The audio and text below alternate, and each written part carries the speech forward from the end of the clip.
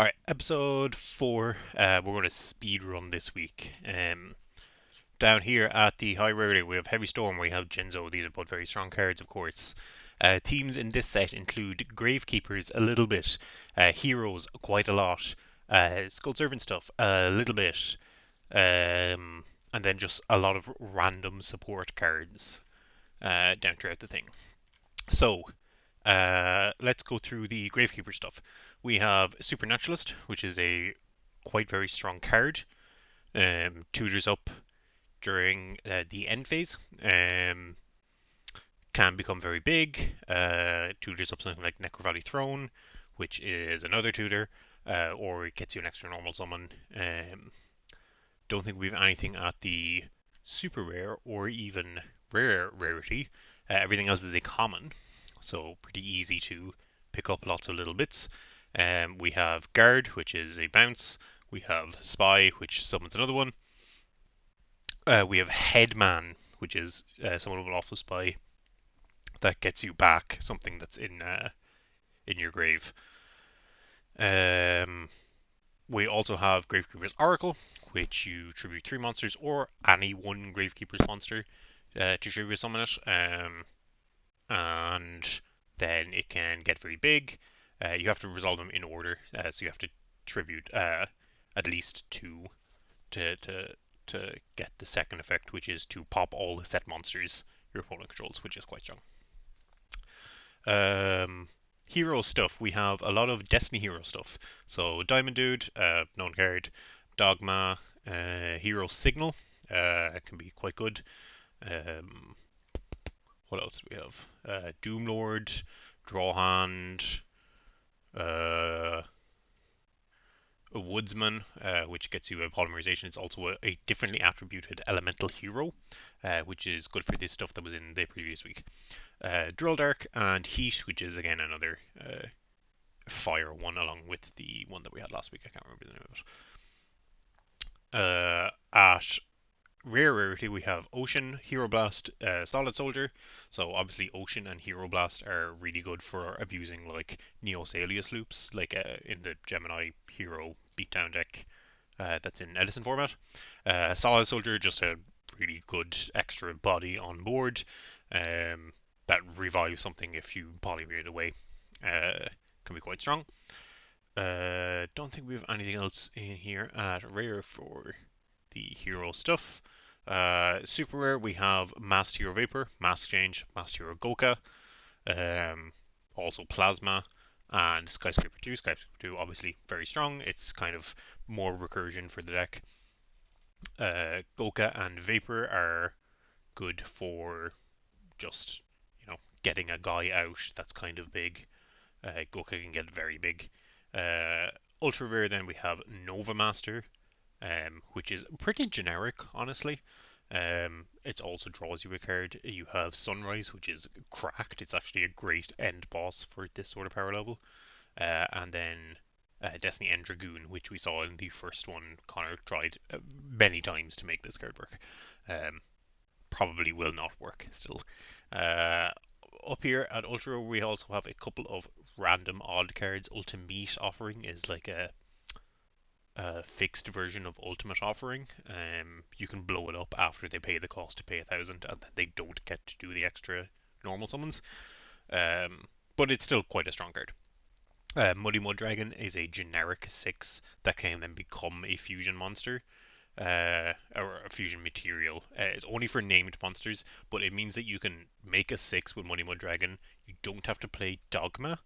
You can just play Plasma because Plasma is better. And fuse these two away, and this gives you the effect to fuse as well.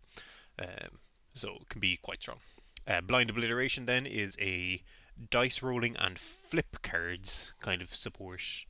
Like it's a random card basically, but it's also ties in with those. Roll a 6-sided die twice and destroy all face-up monsters. So basically, it's going to wipe the board. Probably at least 2/3 of the time. And then we have Terrors of the Overroot, which goes with 2 other cards that are back up in the memory. I'll talk about them in a second. This is the best one because it sends a card that's on your opponent's board and swaps it out for one that's in your graveyard.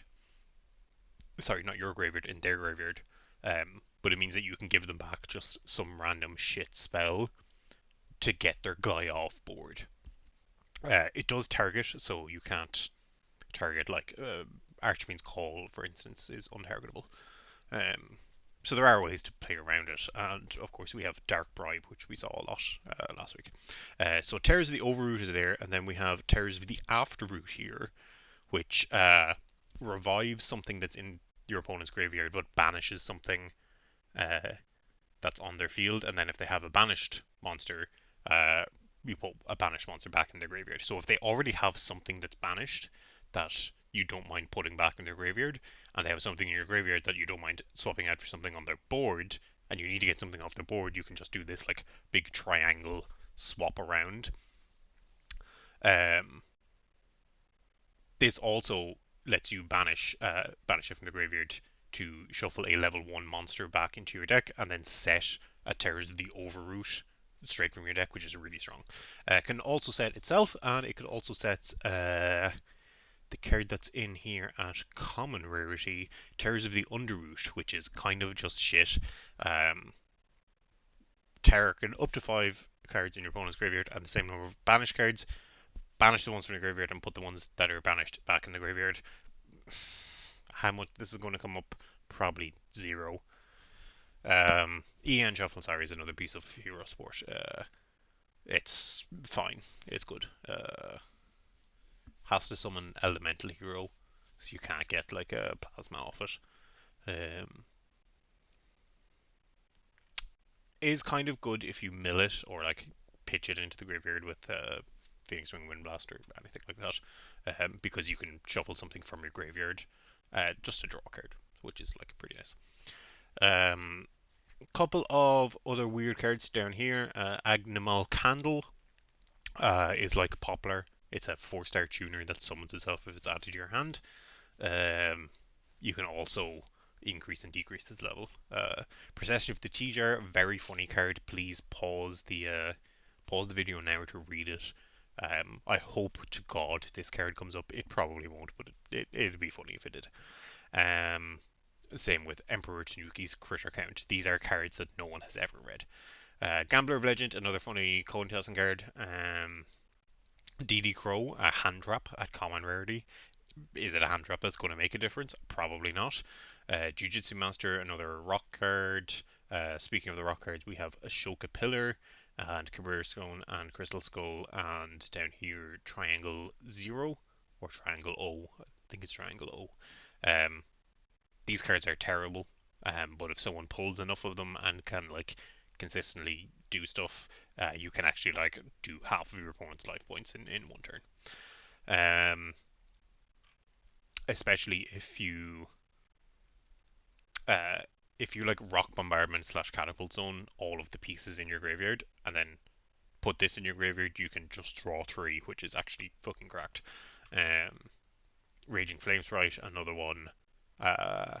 Misjudge, funny card. Form Change, another like mask change sort of thing. Alpha Summon, funny.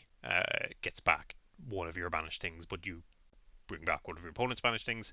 The other cool cards are the white cards. So the Skull Servant stuff is in here. Literally all of the Skull Servant stuff is in here. King of the Skull Servant's obviously the most strong, because it just gets 1,000 for each Skull Servant, and King of the Skull Servants and all of the other names treat themselves as Skull Servant when they're in the grave.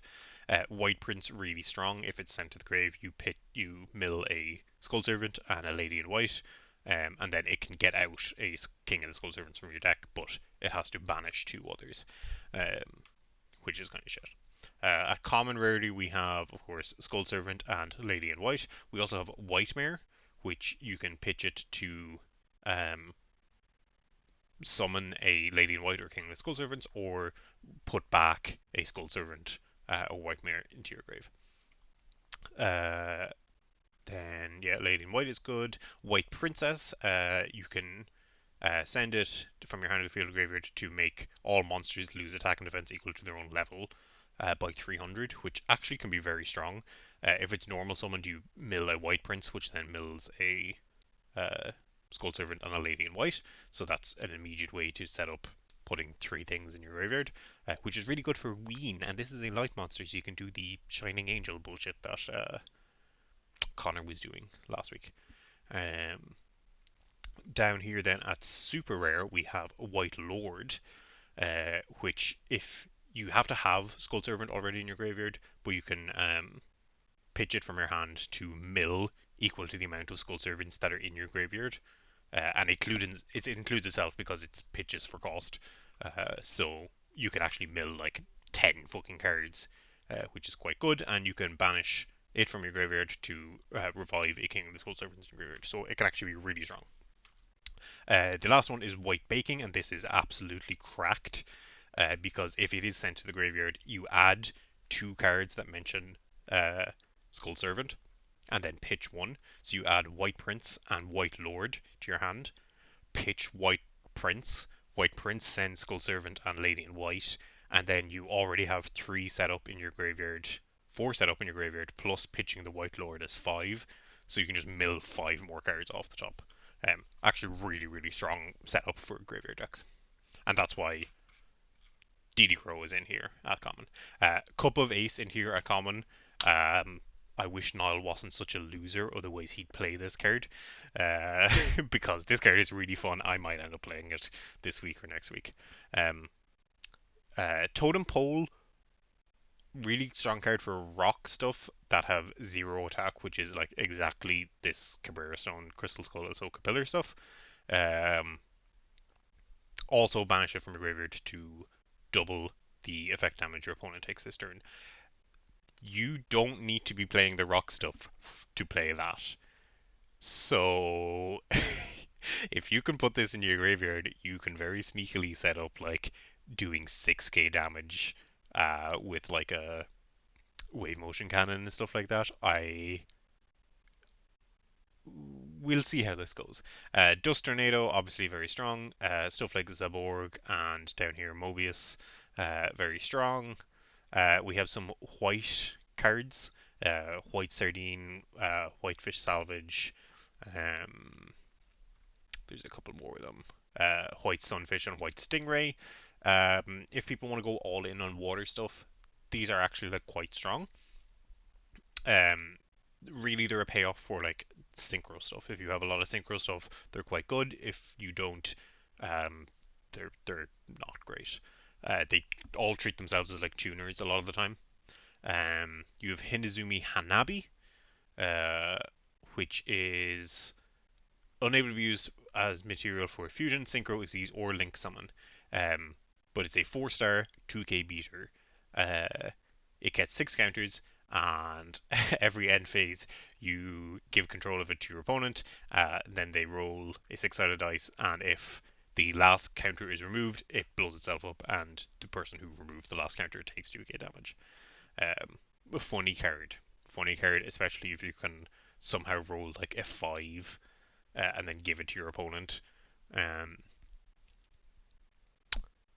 Funny card. Curse Bridal, very strong card. It's just popular. When you draw it, you special summon it. At the start of your battle phase, if there are more cards in your deck than your opponent's card deck, it gains attack equal to the difference times 300. And during the end phase, if it's in the graveyard because they're sent there, you put it back.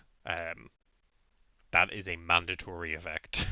So you will be drawing it next turn and you will be special summoning it. You don't actually have to. It's like you can reveal it, but it will put itself back every end phase that it was put in the graveyard. Bait Doll, more removal. Force Ceasefire, stun card, stops trap cards. The selection and is it up here at the top? Force back, more just getting guys off the board. Breaker, obviously very strong. How did Die get here? And Way Where There's a Will, quite strong cards. Pause the video now for How did Die get here. Pause the video now for Way Where There's a Will. Funny cards. That's 10, another funny card. Same with Shateki and Mamamaki. These are just here because I like the little guys on them. Thunder Ruler, another strong stun card. Ordeal of a Traveler, another strong stun card.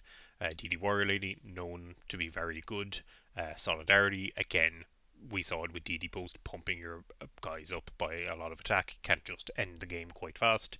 Jurassic Power, one to watch for the future. Um, Searches a couple of different dinos and they can be quite strong. Shuffle Reborn, it's fine. It's kind of a monster reborn. Uh, yeah, it's fine. That's about it. There's obviously a couple of other cards that I didn't talk about, like Tarai and the Dark Hexial Fusion and Miracle Fusion. I mean, it's just Miracle Fusion. Stealth Bird, another one like Medusa Worm, which is down here, which is another Pac-Man card. Um, but yeah, I think this set is very low power, very very low power. It's just here to kind of give like little extra bits, and like if people want to play some kind of slop decks, it's fine. We'll probably mostly see Burn and the Rock deck that Adam was playing and kind of I was playing. Um, Again next week. Maybe we'll see some hero stuff because there's now kind of a critical mass of hero stuff if people build enough pieces. So we'll see how it goes.